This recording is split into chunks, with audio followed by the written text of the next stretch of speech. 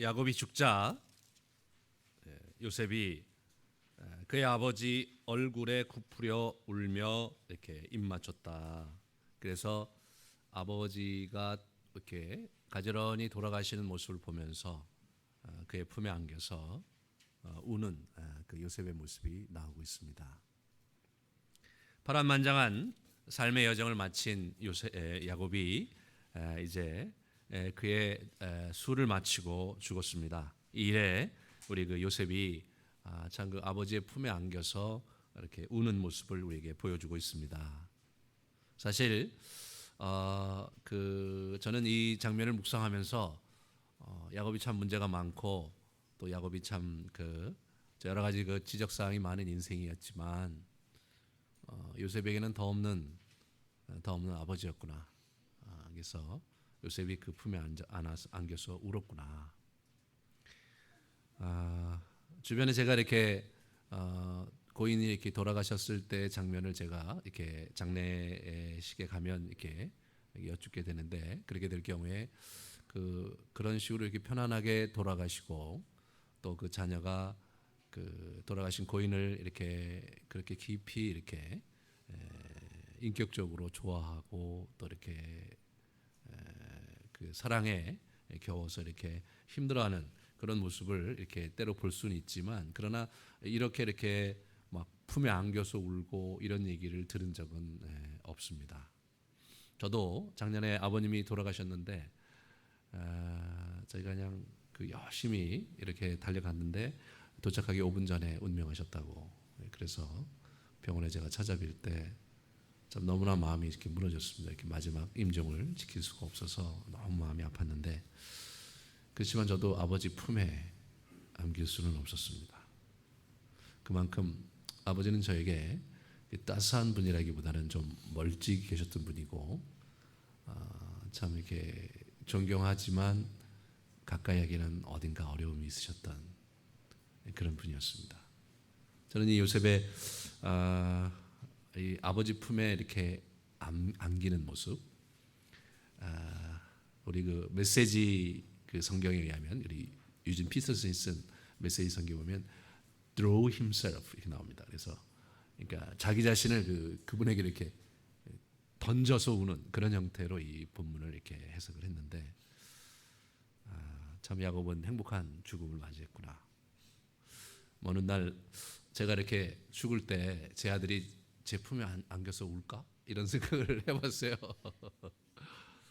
그렇게 만들어야 되겠다 이렇게 마음을 먹었는데, 참 저희 나라가 불행한 역사를 갖고 있습니다. 그러니까 그 전후 세대의 그 아버지가 이렇게 아버지들이 이렇게 고통 속에서 이렇게 인격적으로 이렇게 평안하게 자라지 못했기 때문에 그 자신의 문제가 더 크고 생존의 문제가 컸기 때문에 대부분의 우리 아버지들이 자녀들에게 엄격하고 또 자녀들을 어떻게 대할 줄 모르고 사랑은 하지만 사랑을 표현할 줄 모르는 그런 아픔을 우리가 갖고 있죠.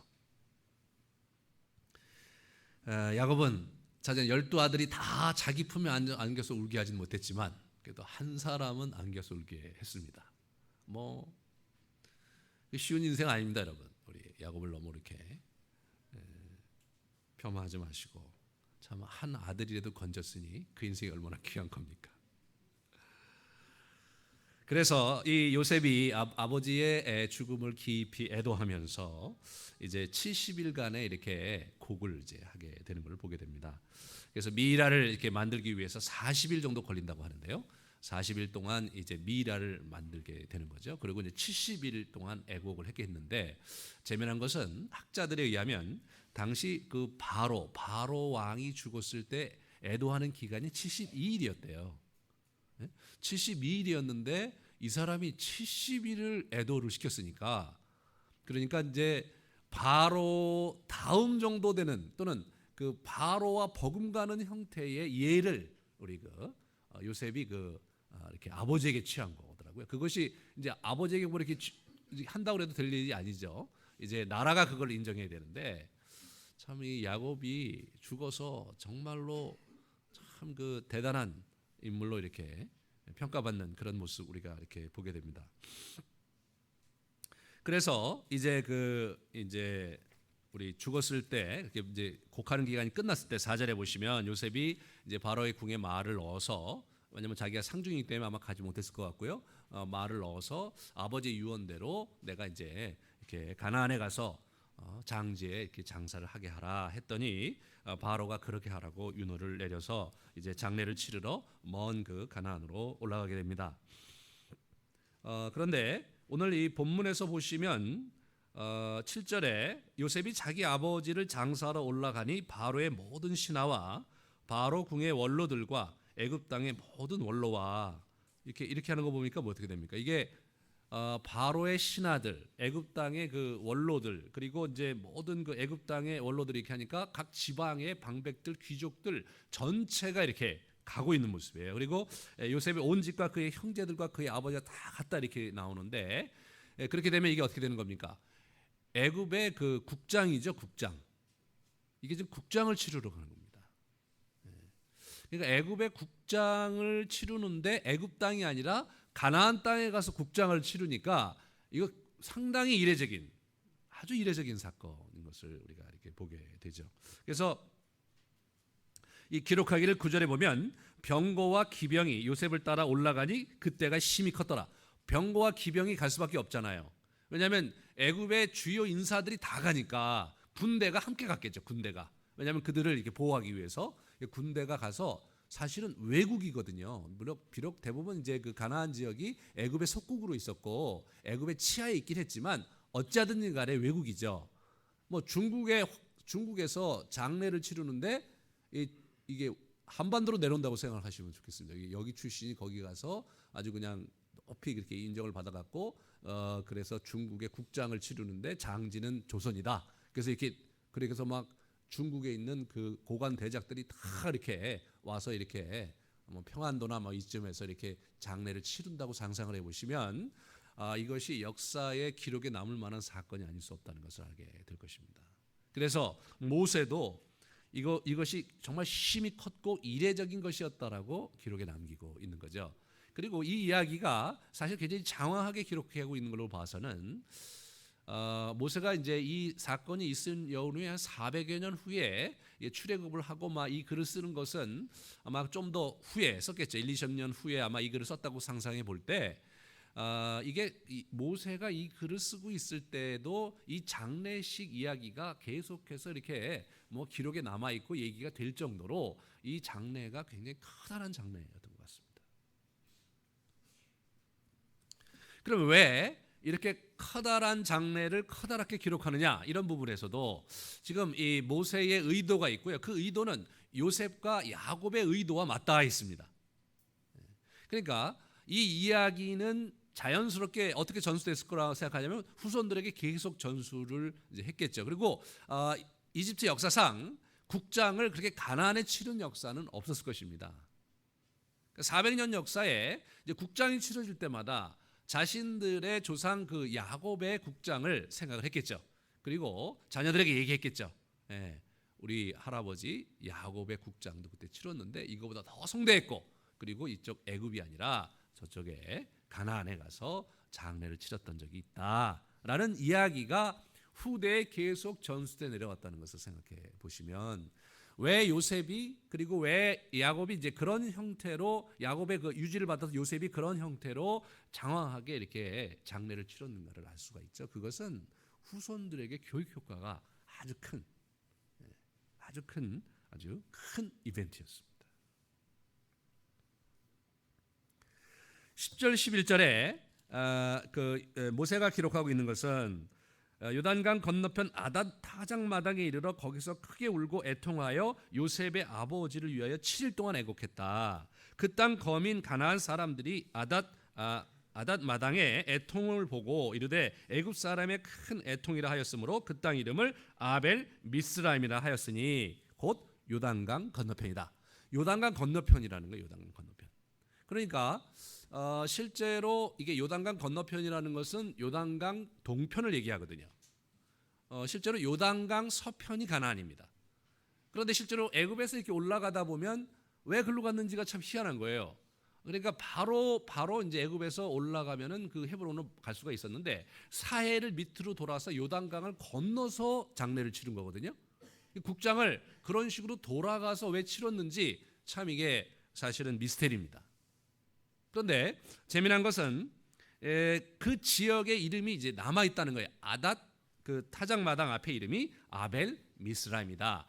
아벨이라는 말은 슬픔, 애도 그런 뜻이고요. 미스라임이라는 말은 그 이집트라는 말의 히브리어입니다. 이 미스라임이 이제 이집트가 미스라임인데 히브리어로 이게 왜 그러냐면 이 그 10장에 창세기 10장에 보면 함과 야벳과 이제 셈이 나오는데 함의 아들 중에 가나안이 있었고요. 그래서 가나안이 그때 가나안 땅입니다. 그리고 미스라임이 있었어요. 그 미스라임이 이집트의 그 지역에 이제 거주하게 돼서 대대로 거기가 미스라임이 된 거예요. 지금도 아랍어로는 그 이집트를 미스리라고 한대요.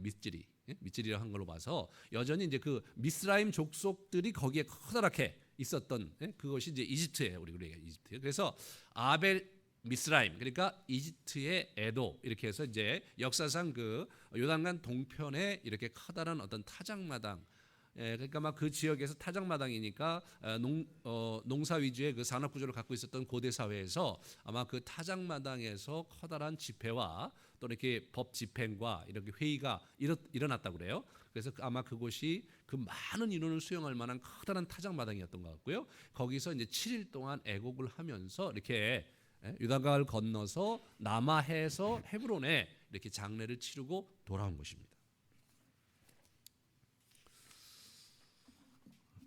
우리는 왜 요셉이 그런 형태의 장례에 이렇게 여행을 했는지 우리는 잘 알 수 없지만 그러나 한번 생각해 볼 바는 있습니다. 그 가는 길목에 에돔이 있습니다. 에돔. 그러니까 에서의 후손이 아마 이때 에서가 살아 있었는지 죽어 있었는지 알 수 없지만 살아서는 에돔. 그러니까 자기 형이 있는 곳에 가질 않았어요. 33장에 보면 형 따라간다고 안 갔어요. 아마 그래서 그 지역으로 꼭 가야 되거든요. 이 지리적으로 보면 그 지역을 통과를 했던 것 같고요. 그래서 형을 한번 뵙도록 하는 의도가 있지 않았나 생각이 되고 그리고 이제 그 요단강 동편하면 거기 어디 야복강가가 있거든요. 야복강이 요단강 동편입니다. 그래서 그때 그 이 하란에서 돌아올 때 이 야곱의 인생에서 그 야복강 나루에서 굉장히 그 어려움을 겪었고 거기서 사실은 이제 허리를 이게 환도뼈를 다쳐갖고 이 사람이 이제 평생 그 절뚝거리며 살았거든요. 그래서 아마 그 근처 어디가 아니었을까 생각이 돼요. 그러면서 그 아버지의 인생을 추억하면서 그러면서 아버지가 이제 그 이렇게 세겜으로 길 건너면 요단강 건너면 세겜이 되고요. 세겜에서 밑으로 내려오면 베델이 되고 베델에서 또 밑으로 내려오면 거기가 이제 헤브론인데 그렇게 그 아버지가 갔던 여정을 이 사람이 이렇게 돌아서 그 아버지의 그 장지인 헤브론에 막벨라 굴에다가 묻은 것이 아닌가 이렇게 이제 생각을 해봅니다. 그러니까 그렇게 볼 때 일단 요셉은요 쉬운 길을 놔두고 돌아갔고요. 돌아가는 데는 나름대로 명분은 있었습니다. 아버지의 행적이 있는 곳을 쫓으면서 그의 영혼을 위로하고 그리고 이제 그 과정 속에서 자기의 그 가문과 자기 후손들에게 메시지를 주고 싶었던 아마 그래서 가능한 한 오래도록 합법적으로 그렇게 장례를 할 수 있도록 요셉이 그렇게 만든 것이 아닌가 경비하며 시간하며 엄청나게 들어갔을 거예요. 생각을 해보십시오, 여러분. 거기서 그냥 그렇게 외국에 가갖고 그 고관대작들이 그 얼마나 그 종들도 다 따라갔을 거고 그 먹거리 하며 또 뭐 엄청난 그 음악 행렬 뭐 그 부대 행렬 하면은 뭐 제가 볼 때 줄 잡아도 몇만이 되지 않았을까 싶어요. 그런 몇만이 되는 그런 형태의 장례 행렬을 데리고 빨리 끝낸 게 아니라 가능한 한 멀리 돌아서 장례를 치렀다는 것은 요셉의 연출이 아니었겠는가. 요셉이 아버지의 돌아가심과 그리고 아버지가 궁극적으로 거기 돌아가시고 묻히기를 원하셨던 그 강렬한 열망을 자기 후손들과 자기 후대에 전수하기 위한 그의 장치가 아니었는가 이렇게 생각을 해보게 됩니다.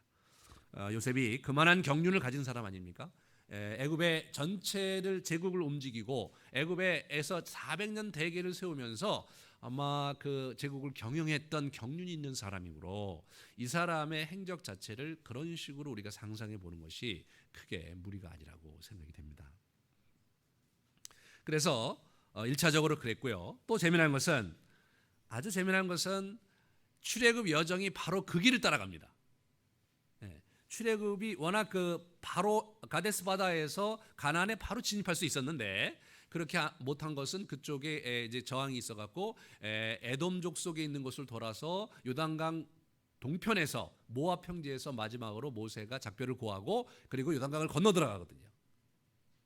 그러니까 이 이야기는 아마 이 이야기를 지금 듣고 있는 이 이야기의 독자인 우리 이스라엘 백성들, 광야에서 움직이는 이스라엘 백성들에게, 그 후손들에게 지금 우리가 가는 여정이 무슨 의미가 있는 여정인지, 우리가 야곱의 장래 행례를 따라서 우리의 국조인 우리의 할아버지 야곱이 우리에게 주고자 했던, 그리고 하나님이 그에게 약속했던 땅에 우리가 가고 있다는 그런 메시지가 함께 담겨 있는 그런 장면이 바로 50장 장면입니다.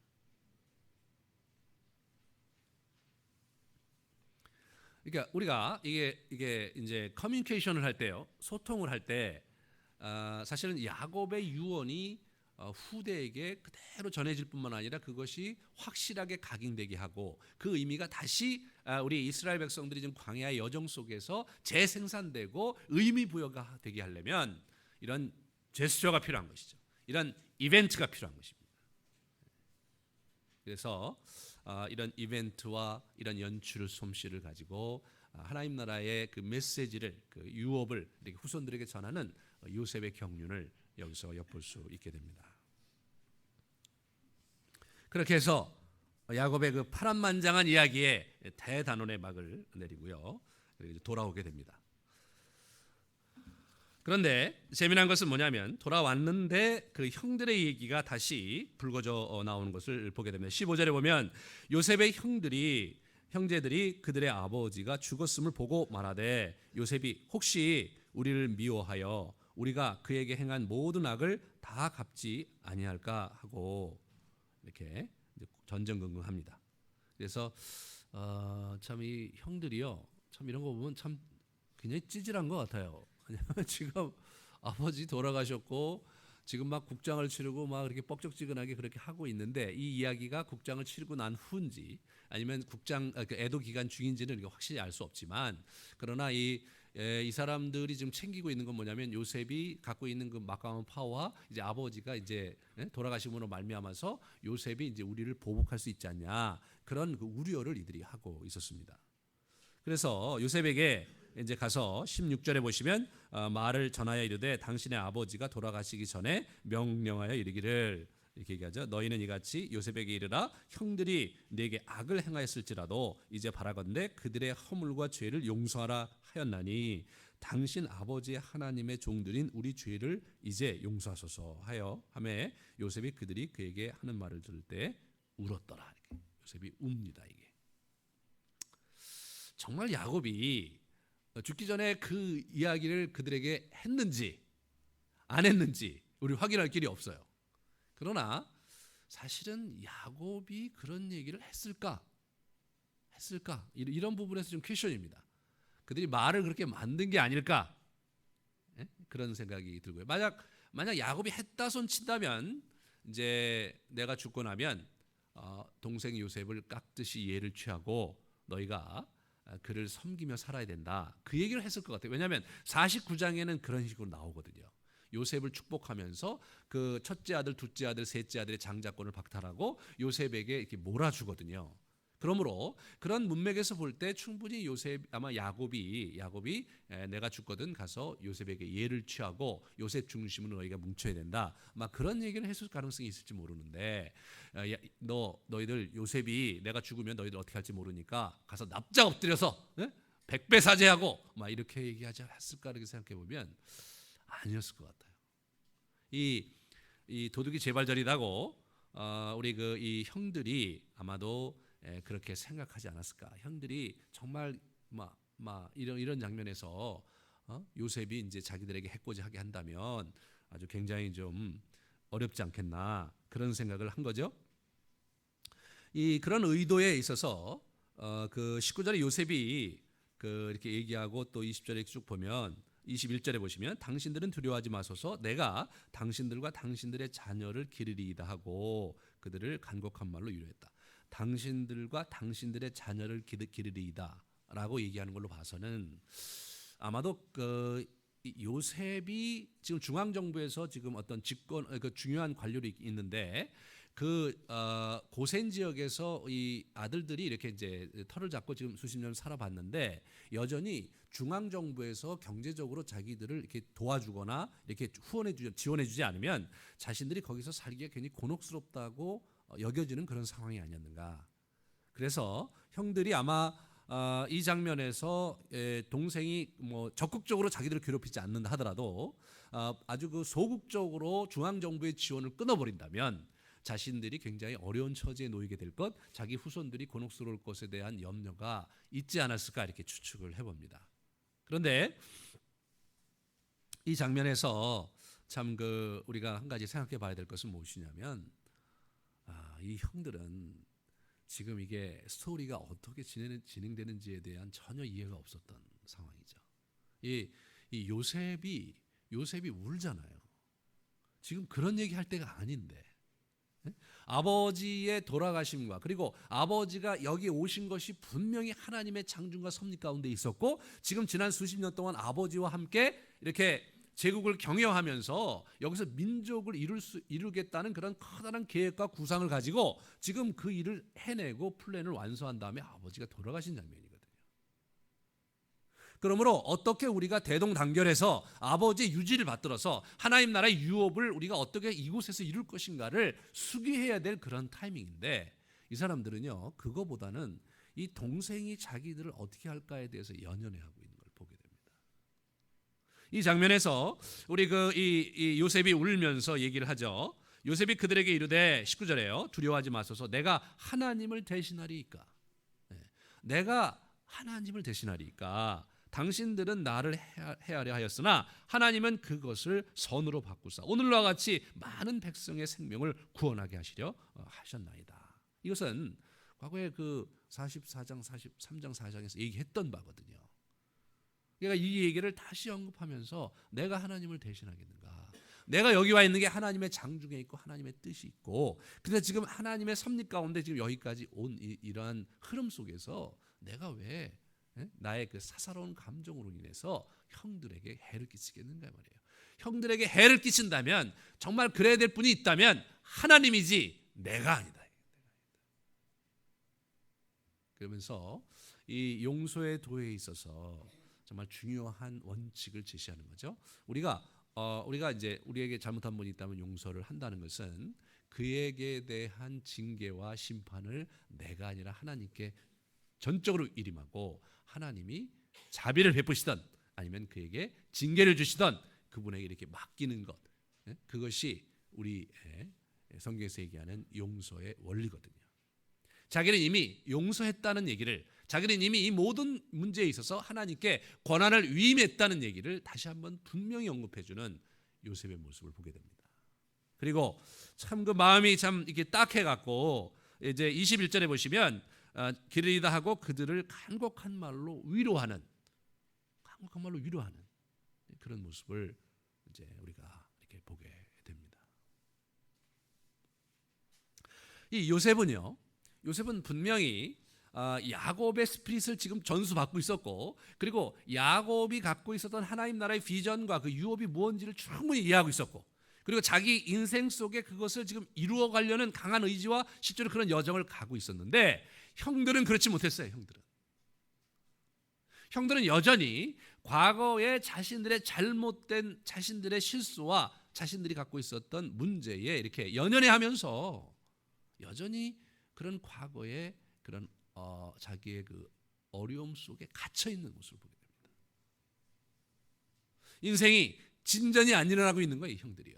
전혀 진전이 안 일어나고 있는 거예요. 아버지의 아마 그 마지막 유언이 마지막 그 정말 그 첫째 형도 안 되고 둘째 형도 안 되고 셋째 이런 유언이 그들을 그렇게 주눅들게 했는지는 잘 모르겠어요. 하지만 왜 이들이 이렇게 살아가고 있는가에 대해서 우리가 좀 다시 한번 생각을 해봐야 됩니다. 왜 우리가 우리 인생을 살면서 정말 이렇게 나이가 들면 들수록 신앙생활의 연조가 깊어지면 깊어질수록 하나님 나라에 대한 소망이 더 가득하고 말이에요. 정말로 하나님께서 내 인생에 이루실 남은 여정의 그 비전을 바라보면서 어떻게든지 내가 정말 남아있는 그 시간들, 그 남아있는 재산들, 남아있는 자기의 에너지를 가지고 그 일을 이루어드릴까를 고민하는 그런 삶을 사는 사람이 있는가 하면 여전히 과거의 회한에 빠져갖고 내 인생이 이렇게 됐고 내 인생이 이렇게 흘러왔기 때문에 어떻게든지 제 앞가림 하나 해보려고 하고 어떻게든지 제 안일과 제 평안을 유지하려고 하는데 급급하며 사는 그런 인생이 있다는 겁니다. 똑같이 아버지 야곱의 이렇게 아들로서 이렇게 살았지만 너무나 큰 차이를 보이고 있는 그런 모습을 우리가 보게 되는 거죠. 그런 면에서 저와 여러분이 좀 생각해 봐야 될 과제가 있습니다. 우리가 참 이렇게 하나님 안에서 우리 인생을 이렇게 쭉 살아오시면서 참 이렇게 참 하나님께 이렇게 우리가 제대로 했던 기억도 있지만 제대로 하지 못했던 그런 부분들이 많잖아요. 그러니까 이제 그런 것들이 우리가 이제 걸릴 때가 있어요. 그때 믿음으로 내가 붙들었어야 되는데, 그때 내가 하나님께 그렇게 잘못을 저지르지 말았어야 되는데, 내가 정말 그렇게 하나님 앞에 실수하고 막 내 멋대로 살고 이제 와서 내가 무슨 염치로 그분께 나아가서 내가 뭘 달라고 하랴. 정말 그 송구한 마음을 가지고 남은 여생 조용히 정말 헌금이나 하고 그리고 예배드리면서 가난한 주변에 있는 사람에게 패끼치지 않고 살다가 조용히 가야지. 이런 생각을 우리가 가질 수 있죠. 그것이 참 안타까운 모습입니다. 요셉이 이 문제를 사실 굉장히 마음 아파했고요. 그리고 나서 요셉이 죽을 때 형들을 배려하는 모습을 우리가 이렇게 보게 됩니다. 24절에 보시면 요셉이 유언을 자기 자녀에게 안 남겨요. 형들 앞에서 죽어요, 요셉이. 그러면서 형들에게 나는 죽을 것이나 하나님이 당신들을 돌보시고 당신들을 이 땅에서 인도하여 내사 아브라함과 이삭과 야곱에게 맹세하신 땅에 이르게 하시리라. 그런 얘기를 하는 거예요. 저는 처음에 이렇게 묵상을 하다가 제 눈을 의심했어요. 이게 후손들에게 해야 될, 자기 자녀들에게 해야 될 그 유언인데, 이때까지 일단 형들이 더 살아 있었구나. 기본적으로 아버님이 147세에 돌아가셨고 이 사람이 이제 지금 110세에 죽으니까 형들의 나이가 이제 우리 요셉보다 많아 15살 정도 되거든요. 루벤이. 그러니까 이제 110살이면 루벤의 나이가 125세에서 130세 고간일 거예요. 그러니까 아마 형들이 죽지 않고 다 살아 있었는지 모르겠어요. 그럴 만도 한 게 형들은 사실은 편안히 고센 땅에 살았고 요셉은 중앙 정부에서 정말 여러 가지 일을 하느냐고 굉장히 신경 많이 쓰고 살아서 더 빨리 죽었는지 모르죠. 어찌 됐든 간에 형들이 먼저 죽었는지에 대한 얘기가 안 나오는데 오늘 유언을 형들 앞에 하는 걸로 봐서는 형들 대부분이 살아있는 상황에서 유언을 형들에게 남기는 걸 보게 됩니다. 참 이 부분에서 저는 요셉의 경륜에 감동합니다. 여러분 자기 형제들보다도 형제들은 이제 곧 얼마 있으면 돌아가신 양반들 아니에요, 자기 형들은. 그래서 그동안 했고 옛날에 그런 일이 있었는데 다 용서하니까 마음 편안히 사시고 나 먼저 가서 아버지 뵙고 있을 테니까 뒤따라오세요들 형님들. 루벤 형님 이제 유다 형 그만 싸우고 이런 얘기 하면서 이렇게 아주 좋은 모습을 보이고 그 다음 대들 이렇게 조카들 자기 아들들 다 돌아오고 그래서 정말 자기 아버지가 자기에게 물려준 유업 얘기를 하면서 내가 이제 죽는데 너희들 장례식 받듯이 너희 할아버님이 우리에게 이런 유업을 남기셨고 그리고 반드시 우리는 그 땅에 갈 것이다. 그때 너희 후손들에게 얘기해서 내 유고를 꼭 가져가게 하라. 이렇게 얘기해야 되는 거예요, 여러분. 이렇게 얘기해야 되는 거예요. 그런데 이 사람이 그렇게 얘기하지 않고 형들에게 그 얘기를 해요. 형들에게.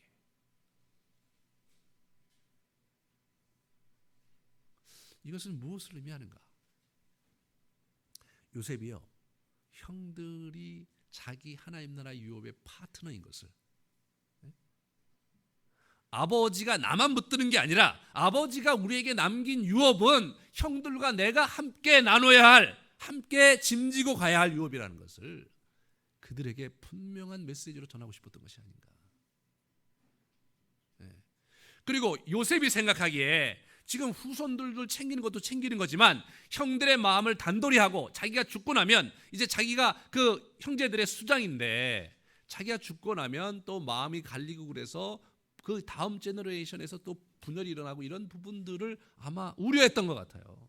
그래서 자신의 유업을, 자신의 그 유언의 메시지를 형들에게 넘겨줌으로써 아버지에게서부터 자기에게 넘겨온 이 유업을 형들에게 공유시킴으로써 그 이야기가 좀 더 공고하게 후손에게 전달될 수 있게 하려는 의지가 이 요셉에게 있었다고 생각이 됩니다. 우리 이 신앙생활, 이 신앙 여정에 있었던 이 패배주의, 참 이런 부분들을 우리가 잘 슬기롭게 극복해야 합니다. 참 이런 부분이 참 쉽지가 않아요. 성공한 사람들에게 있어서는 그 일이 쉽지만 실패를 몇 번 해보고 또 이렇게 넘어진 사람들에게 있어서는 이 패배주의를 벗어나기가 쉽지가 않습니다. 제가 개인적으로 이제 99년부터 재작년까지 제가 이제 약간 십몇 년을 제가 이제 제가 있었던 단체에서 직장인 사역을 제가 했습니다. 이 학생 사역과 달리 이 직장인 사역은 참 곤혹스럽더라고요. 다들 교회 다니시는 분들 데리고 제가 뭘 해야 되는데 첫 해에 제가 이제 신대원을 졸업하고 그걸 하기로 딱 갔는데 설교를 이렇게 하는데 아무도 제 설교를 듣지 않더라고요. 뭐 신대원 막 졸업한 그리고 학생 운동 열심히 한 그 젊은 친구가 뭐 직장인들한테 이렇게 메시지를 전하는데 직장인들은 이렇게 듣다가요 이렇게 안 듣는 게 역력한 게 계속 숫자가 줄더라고요. 모임을 하는데 계속 숫자가 줄어요. 그래서 나중에 어떻게 되니까 제가 이제 1월부터 설교를 하기 시작했는데 그때 목요일인가 수요일인가 매주 모였어요. 이렇게 설교를 하는데 사람들이 자꾸 줄어요. 한 10월쯤 가니까 어떻게 되냐면 서너 명 나와요. 그러면 이제 서너 명 나오면 가서 이제 이게 설교를 이렇게 하다가 보면 참 그 쉽지가 않아요. 그러면 가면서 무슨 생각을 하게 되냐면 차라리 아무도 안 나왔으면 좋겠다. 오늘 모임 아무도 안 나오고, 예? 그리고 이제 이렇게 하면은 집에 가서 일찍 아내하고 좋은 시간 보내고 늘 어떤 기대를 갖고 되냐면 오늘은 안 나왔으면 1년 동안 설교했는데 설교가 먹혀 들어가지도 않고 사람들이 뭐 반응도 안 하고 그런 상황에서 무슨 재미로 설교를 합니까? 그 1년 정도 되니까 어떻게 되냐면 조직이 완전히 와야 되더라고요.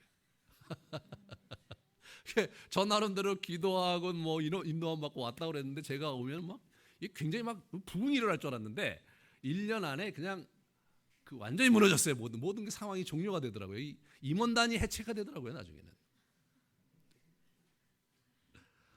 정말 그때 힘들었어요. 그래서 이걸 어떻게 해야 되느냐 고민을 했는데 막 이제 여기저기서 이제 다른 큰 교회에서 오라고 거기 그러지 말고 오라고 제 이제 후배들도 있고 뭐 그러니까 여기 이제 부교육자 자리가 있으니까 와서 여기서 그냥 마음껏 한번 일해보라고 막 여러 가지 제안들을 막 하는 거예요. 제가 생각하기 그때 저도 재정도 없었고 뭐 제가 역량도 없고 그러니까 빨리 그런 교회 가서 배우고 그래야 되는데 막 전전긍긍하다가 그 실패감을 견디지 못하는 거예요. 이거 실패하고 가는 게 뭐냐 이게 뭘 이루어놓고 그러고 나서 가야지. 아니 이게 하다가 안 되고 패배자로 간다는 것이 제가 너무나 힘들었어요. 기도를 했어요. 하나님 갑니까? 여기 남으니까 막 기도를 했는데 아무 응답이 없으시더라고요. 거기 올 때 분명히 응답해서 갔는데 그럼 뭡니까? 갑니까 하는데 응답이 없다는 건 있으라는 얘기 아니에요. 잘못 해석했는지 모르지만 제가 그렇게 해석을 했어요. 그래서 이게 더 열심히 해야 되는구나. 그래서 그때 또 더 열심히 그때부터 했어요. 하다가 중간에요. 너무 막 그냥 이제 제 힘으로 하려도 안 되니까 막 설교하다가 막 이게 막 빙 돌더라고요. 쓰러지고 막 그랬어요. 이게 너무나 이제 막 사람들 쫓아다니고 밤늦도록 얘기하고 뭐 수련회 혼자 다 하고 막 이렇게 하다 보니까 이게 뭐 정신이 하나도 없어. 그때 이제 위장이 완전히 그때 맛이 갔죠. 그래서 이제 제가 이제 그때 한 6개월 동안 죽 먹고 그러다가 이제 회복이 돼서 그 이전부터는 제가 아주 가리는 거 없이 다 잘 먹었던 사람인데 지금 많이 가리게 되고 이제 특히 이제 돼지고기는 영원히 제 인생에서 이렇게 결별하게 되는 그런 아픔이 있었습니다. 그래서 이제 나름대로 또 열심히 했는데 잘 안 되는 거예요. 그래서 막 이런 것도 해도 안 되고 저런 것도 해도 안 되고 막 그래서 제가 할 수 있는 모든 수단을 동원하고 막 외국에 나와 있는 책까지 보고 막 외국 가서 여행해서 막 보고 와서 막 그거 갖다가 막 도입을 해보고 막 그러기를 10여 년을 제가 했는데 결론은 뭐냐? 안 된다는 거예요. 결국 이제 저희 단체에서 이제 이렇게 갖고 더 이상 있을 수가 없는 상황이 돼서 제가 재작년 말에 이제 사임을 하고 이제 떠나는데 제가 떠날 때 이제 상황을 딱 본 거예요. 10여 년 전에 내가 이 모임에 사역자로 왔을 때의 우리의 단체, 우리 그 모임의 그런 상황과 지금 이렇게 상황이 이렇게 비교를 해보면요. 별 차이가 없는 거예요. 별 차이가 없는 거예요. 약간 더 낮은 건 있지만 그건 저 때문에 낮았다고 볼 수는 없고요. 우리 단체가 커졌기 때문에 그렇게 된 거지 저로 인해서 낮은 흔적을 볼 수가 없는 거예요. 이거만큼 힘든 게 없는 거예요. 이거. 그래서 이제 제가 이제 다시 이제 이렇게 교회를 하고 이제 이렇게 하면서 제가 사실 작년까지는 어떤 생각이었냐면 안 되면 말지. 이거 괜히 그 안 되는 교회 하다가 성도들 고생하고 내 인생 고생하느니 자지간 이렇게 하다가 막 여기가 가득 차지 않고 그냥 사람들이 그냥 오다 말다 이렇게 하면은 적당한 순간에 사임하고 그리고 뭐 책을 쓴다든가 뭐 이래 갖고 뭐 다른 밥벌이를 하면서 애들하고 그냥 편안히 살다가 내 인생을 죽지. 이런 생각을 많이 했어요. 패배주의에 사로잡혀 있으니까 뭐가 잘 돼도요. 이렇게 힘이 안 나는 거예요. 이걸 뭘 잘 해보겠다 이런 생각이 드는 게 아니에요. 여러분이 보시다시피 저희 교회가 지금 사실은 뭐가 안 되는 게 되게 많습니다. 되는 것보다도. 그래서 이제 이렇게 하면서 하나님이 이게 나한테 이걸 기회를 주시는 건가? 정말 나는 잘 할 수 있는 건가? 뭐 이런 생각이 막 드는 거예요. 예? 그래서 그 패배 의식을 극복하는 게 참 어려워요. 올해 넘어오면서 제가 이제 작년에 이렇게 돌아보니까 하나님께서 참 귀하게 은혜를 베푸셨으니까 그러니까 새롭게 한번 일어서 보자. 그런 마음이 이제 불끈불끈 올라올 때가 있는데 여전히 제 인생의 그 지난 10여 년 동안에 가졌던 패배주의의 유산이 저에게 가득 있습니다. 이게 가득 있어요. 이거를 이렇게 터닝하는 게 저의 지금 여정 속에 있는데 그래서 저에게 의미가 있는 게 야곱이 저에게 참 의미가 있는 게 46장에 야곱아 부를 때 그 메시지가 막 제 인생에 막 울려 퍼지더라고요. 막 울려 퍼지면서 다시 일어나자 막 이런 얘기가 저의 마음속에 가득 올라오는 것을 제가 경험을 했는데 이 형들이 그랬던 것 같아요. 형들이 동생은 잘 나가요. 잘 나가고 막 제국 전체를 잘났어요. 정말 뭐 아버지의 사랑도 받고 막 축복도 다 가져갔어요. 예. 뭐 자기들이 무슨 뭐 장자의 연연할 뭐 계제나 되겠습니까? 장자 얘기 뭐 뻑 못하죠. 지금 죽는 자 사는 자고 잘못하면 동생의 눈 밖에 나오면 막 자기 인생도 굉장히 찌그러져야 되고 다시 애굽을 떠나야 될지 모르는 말이에요. 가나안으로. 그런 정말 어려운 긴장 속에서 이렇게 이제 지내야 되는 거 아닙니까 이게. 그런 그들의 패배주의적 정서 속에서 죽이지 말아달라는 얘기를 형들에게 한 거예요. 요셉에게 한 거예요.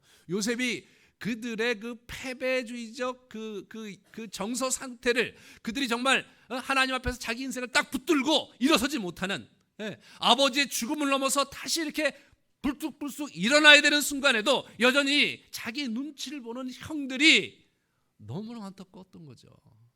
그래서 운 거죠. 운 거예요. 그래서 간곡한 말로 위로를 한 거예요. 하지만 죽을 때까지 그 형들이 여전히 자기 그늘에 가려서 여전히 아버지가 준 상처에 가려서 일어나지 못하고 있었던 것 같아요. 그래서 요셉이 그 형들을 위로하고 형들에게 다시 소망을 주고자 형들을 불러놓고 자기 형들에게 유언을 하는 거예요. 반드시 아버지가 우리에게 주셨던 이 유업에 따라서 하나님께서 우리를 돌보실 그날이 올 것이다. 그날이 올 때 내 유고를 반드시 가져가 달라. 형들이여 반드시 가져가 달라. 그런 얘기를 형들에게 해주는 요셉의 멋진 모습을 이렇게 보게 됩니다. 사랑하는 여러분, 여러분의 여정이 저와 비슷한 분들이 참 많아요. 이게 우리 교회 오신 분들이요. 이렇게 보면 여러분들의 얘기를 이제 들을 때마다 제가 다 이해가 됩니다. 저도 이해가 되고, 뭐 많이 망해봤고, 돈 없어봤고, 뭐 눈물도 많이 흘렸고, 되는 일보다 안 되는 일이 더 많고, 뭐 정말 어쩌다 우리 교회 오게 됐는데 위로와 여기 와서 평안함을 누리고 자유로움을 누리고 마음껏 좀 땡깡 부려도 좀 목사가 좀 받아주는 그런 모습을 좀 갖게 하고 싶은 마음이 저에게 있었습니다. 사랑하는 여러분, 다시 일어섭시다.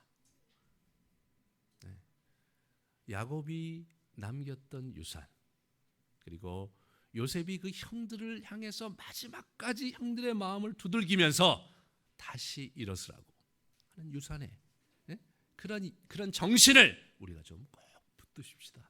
이 얘기를 모세가 패배주의 속에 살아가고 있는 광야의 이스라엘 백성들에게 한 얘기입니다. 여러분, 가데스 바다에서 실패했어요. 그들은 가나안의 문턱에 들어갈 자격을 박탈당했습니다. 여러분,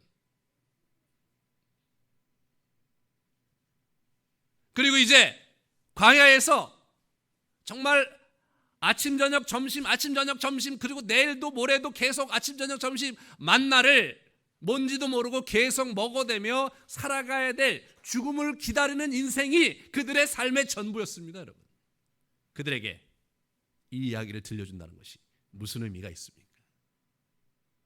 그럼에도 불구하고 여전히 우리에게는 찬스가 있다.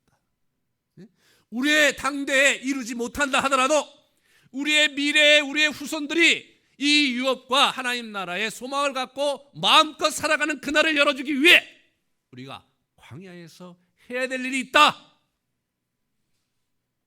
그 얘기를 모세가 이스라엘 백성들이 하고 있는 것입니다. 우리의 조상 야곱도 헤맸고 때로 넘어졌고 무너졌지만 다시 야고바를 불러주시면서 그를 붙들어서 이스라엘로 만들어주신 그 하나님이 우리의 조상이며, 형들의 무너진 마음속에 끝까지 소망을 불러일으키면서 마지막 유언을 형들에게 남기고자 했던 요셉의 경륜과 그의 스피릿이 우리들의 정신이라는 것을 여전히 우리 광야에서 실패하고 우리는 광야에서 죽을 수밖에 없고, 그렇기 때문에 우리가 가져야 될 미래는 없는 것처럼 그렇게 살아가야 되는 우리들이지만 그것이 우리 인생의 전부가 아니다 말이에요. 전부가 아니다. 우리 인생은 여기서 끝나지 않는다. 우리의 이야기는 광야에서 그 광야의 그 모래바람과 광야의 정말 그 척박한 땅에 그냥 처절하게 묻히고 해골 나들거려지는 그런 인생으로 끝날 인생들이 아니다. 우리 이야기는 영원히 이어질 것이고, 우리 이야기는 하나님 안에서 재생산되어서 우리 후손들에게 아름답게 꽃필 그런 인생이 될 것이라는 소망을 우리 이 모세가 이스라엘 백성에게 전달해 주고 있는 것입니다. 모세는 지금 무엇을 합니까? 모세가 이 이야기를 자기가 기록할 뿐 아니라 이 이야기 속에 담겨 있는 그 유업을 유산을 그 유언을 그대로 자기가 가지고 가고 있는 것을 이렇게 보게 되는 걸 보게 돼요. 그래서 출애굽 당시에 어떻게 됩니까? 모세가 이를 지켜요. 13장 19절에 요셉의 유고를 지금 가지고 갑니다, 이 사람이. 그리고 여호수아가 24장 32절에 그걸 세겜에 묻습니다, 여러분. 히브리서 저자는 11장 22절에 믿음으로 요셉은 임종시에 이스라엘 자손들이 떠날 것을 말하고 또 자기 뼈를 위하여 명하였다 이거예요. 이 사람이 믿음으로 그 얘기를 한 거예요. 반드시 일이 이루어질 것이라는 거 얘기를 한 겁니다. 그리고 그 믿음의 그 메아리가 계속해서 이어져서 우리 이 모세가 그걸 붙잡고 있는 겁니다. 그리고 그 유고를 가져가고 있다는 것은 뭐예요? 그 스토리 전체를 가져가고 있다는 것이죠. 그리고 그 스토리를 가지고 이 사람이 지금 광야를 달려가고 있는데, 모세도 이 가나안에 들어갈 자격을 중간에 박탈당하거든요. 우리 인생은 그런 거죠. 하나님 나라에서 정말 이렇게 잘 가다 하지만 또 중간에 실수하고 죄 짓고 막 하나님께 반역하고 넘어질 수 있고 백슬라이딩 할 수 있고, 그래서 우리 광야에 그냥 질비하게 죽어가는 그런 인생들일 수 있습니다, 우리가. 하지만 우리의 실패가 아닐 수 있는 것은 우리 가운데 그러함에도 불구하고 소망과 꿈을 주시는 하나님의 나라가 있고 그의 비전이 있다는 사실을 우리가 붙들고 여전히 내가 해야 될 여정이 있다는 것을 정말 우리가 이루어가면서 사는 것 필요하죠. 저는 어떻게 이스라엘 백성이 40년 동안 자기들은 결국 20세 이상 대부분의 남자는 어떻게 돼요? 우리는 광야에서 죽을 거라는 게 앞에 공시가 됐어요. 우리는 죽어도 저기 못 들어가요.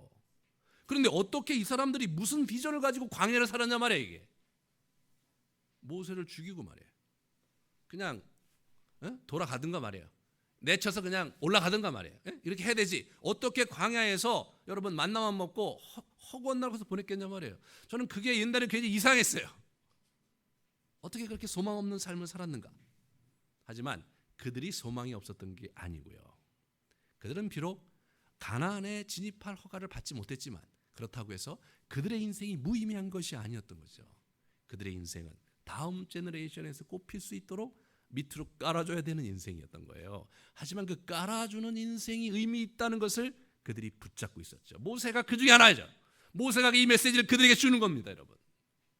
그리고 저와 여러분에게 주는 것이죠.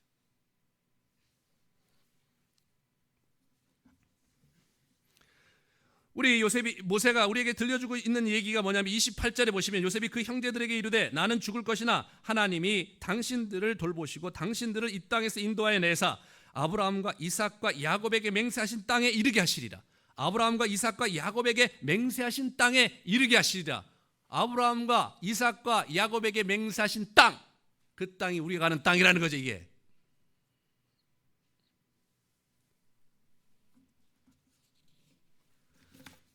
멀리 보는 인생을 우리 이 요셉이 살았듯이 우리도 멀리 보는 인생을 살아야 되거든요. 우리가 이 제너레이션 투 제너레이션을 넘어서 우리가 가야 될 인생을 우리가 살아가야 하는 것입니다. 우리가 지난 세대에 실패한 것은 우리의 유산이 하드웨어에 있다는 생각을 했던 것 같아요. 물량이 있었다고 생각하는 것 같아요. 그러나 실제로 우리 요셉에게 이 얘기 속에서 우리가 들려주고 우리 야곱의 얘기 속에 들려진 것은 무엇이냐면 소프트 파워죠. 사실 하나님 나라의 유산은 소프트웨어예요. 하드웨어가 아니에요. 예수님이 이 땅에 하드웨어를 건설하고 막 그러신 분이 아니란 말이에요. 학교를 세우고 막 영성센터를 세우고 그랬던 분이 아니란 말이에요. 예수님이 이 땅에 남기신 것은 소프트웨어였지 하드웨어가 아니었는데 왜 그렇게 우리가 하드웨어에 많은 시간과 노력을 들였는지 안타까울 뿐입니다. 교회를 우선해서 신앙을 살았어요. 교회를 하나님 앞에 정말 귀하게 드리기 위해서 눈물을 흘리면서 그들이 교회를 세웠습니다. 그것이 여러분과 제가 물려받아야 될 우리 선배들의 유산입니다. 우리 선배들이 정말로 이 땅에서 가난과 때로 핍박과 공산주의 속에서 신앙을 지켜서 우리에게 물려줬습니다. 저는 우리가 가정 중심으로 우리의 신앙의 뿌리를 다시 튼튼하게 해야 된다. 우리가 개인의 영적 여정의 완성도가 있어서 정말 통합이 되고 말이에요. 그래서 우리가 이 미시적인 신앙의 DNA를 다시 회복해야 된다. 우리 선배들이 고통과 가난과 핍박 속에서 정말로 순수하게 신앙의 정절을 지켜가며 지켜왔던 그 DNA를 우리가 다시 회복해야 된다.